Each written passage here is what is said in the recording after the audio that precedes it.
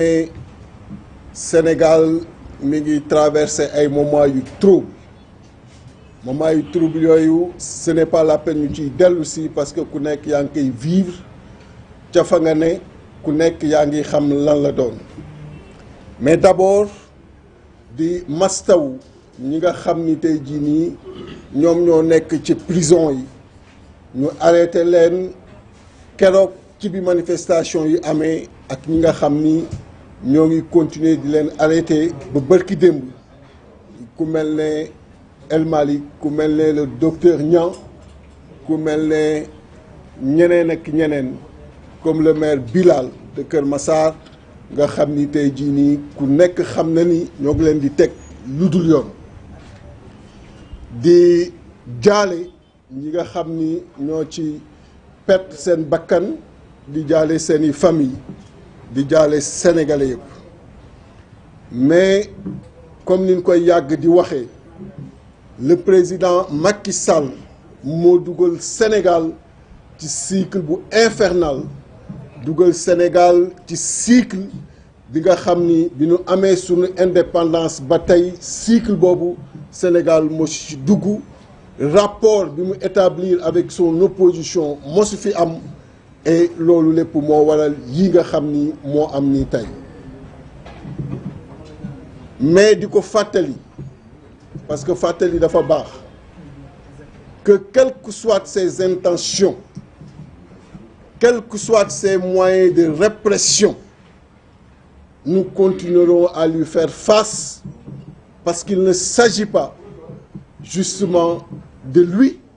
il ne s'agit pas de nous, mais il s'agit de notre démocratie, il s'agit des libertés yi nga xam ni biñ koy tabax moom nekkaguloon président biñ koy tabax ñun ñoo nekkoon opposition bi di ko incarner pour wax ni am na lu ko jiitu am na ñu ko jiitu di rassurer et c'est important tous les militants des partis les sympathisants des partis de Yewwi Askan Wi di rassurer l'opinion sur la détermination des leaders. Vous savez ce qu'il faut surtout éviter et je le dis avec force en ces moments mooy di permettre à qui que ce soit muy dugg ci diggante yi di indi des procès entre les militants et les leaders ou des procès entre les sympathisants et les leaders parce que lii ñu dugg xam ngeen ni du lu yomb xam ngeen ni du mbiru benn fan du mbiru ñaari fan parce que l'objectif il faut ñu xam ko mooy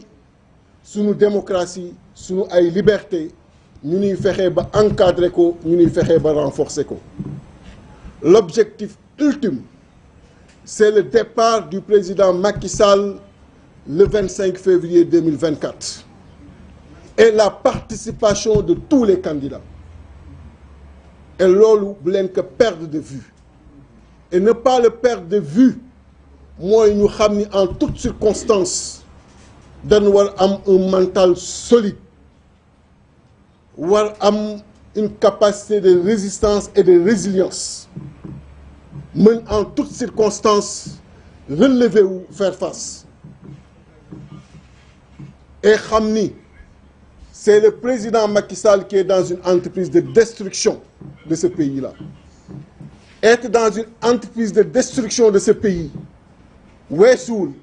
tous les droits yi nga xam ni moom la constitution bi jox citoyens yi nga di droit yooyu du ma leen ko nangul et tous les droits yu ma constitution bi jox dinaa ko jël ba jël yeneen yu ma joxul ku nekk ci loolu yow yaa nekk ci entreprise de destruction du pays-là. Et j'ai l'habitude de le dire situation day am bu fekkee ni remonté woo ci cause yi nga yam ci conséquences yi da lay yóbbee nga jaawale dans la situation qui est victime et qui est le coupable mais le coupable dans tout ce qui arrive aujourd'hui n'est personne d'autre que le président Macky Sall. Qu'est-ce qui peut expliquer que ñu ni la loi est là pour tout le monde? Qu'est-ce qui peut expliquer que ñu ni tous les citoyens dañ leen war traiter d'égale dignité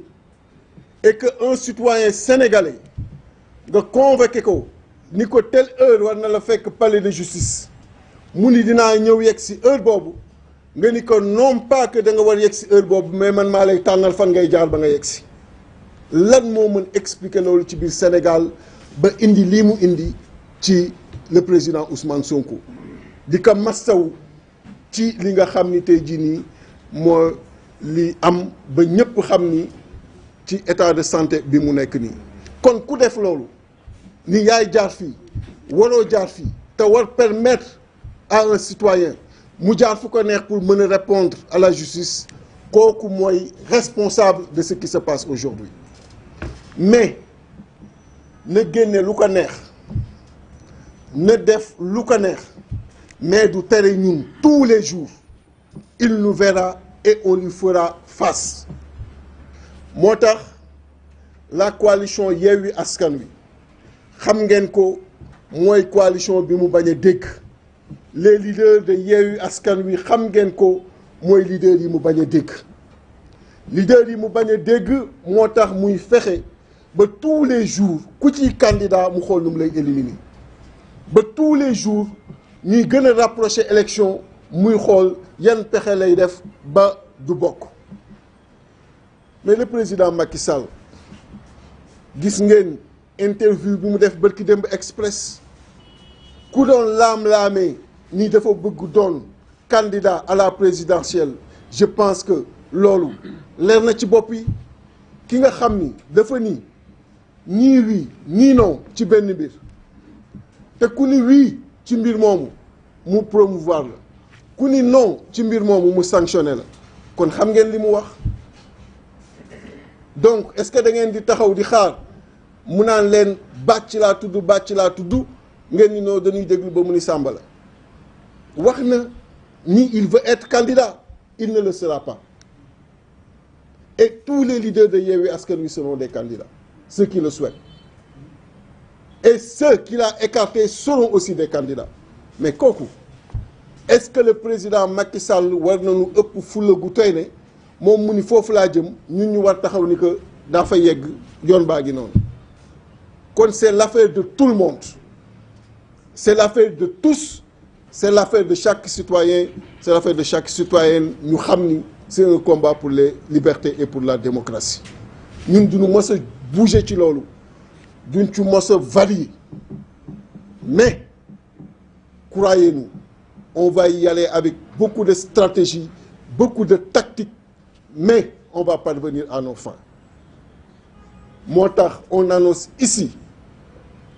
le président Macky Sall na ko dégg que le 29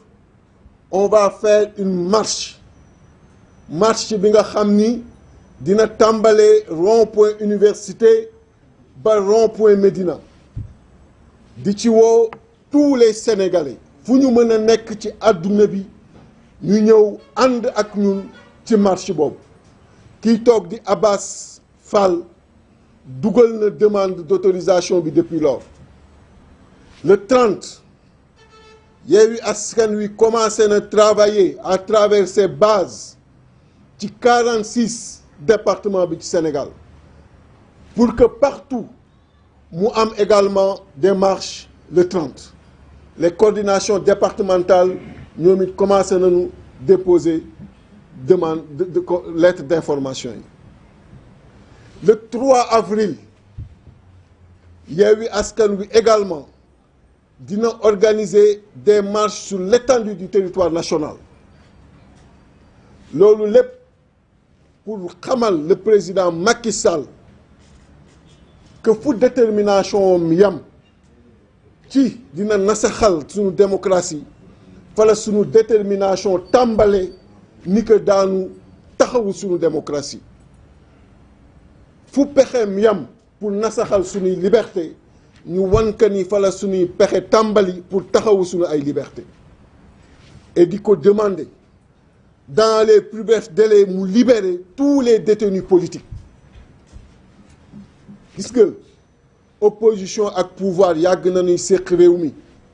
ñoo ngi koy wax léegi yàgg na am ay arrestation manifestation ñoo ngi koy wax léegi mais amul détenu bu nu mas fanaanloo ci commissariat à minuit 1h le plus souvent libéré nañu ñëpp ñibbi. Y'a qu'avec ce régime là ngay gis ñuy jël naan ñoo ngi yóbbu ay instructions di jël naan ñoo ngi def ay informations judiciaires. Le président Abdoulaye Wade, quelle opposition la amuloon devant lui? Mais il a toujours fait preuve d'élégance. Même quand il était dans l'opposition, qu'est-ce qu'il n'a pas fait pour l'opposition?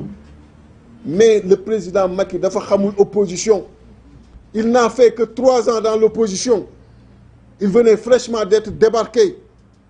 moo tax xamul lan lay tekki. Mais bu fekkee ni foog na ni jël gendarme yi jël policiers yi tekk ci diggante bi di persécuter les populations mooy tax tey jii nii mu mën a def sunu république bi transformé ko tey jii nii en royaume. Il se trompe parce qu'il n'est pas un roi. Donc loolu na ko xam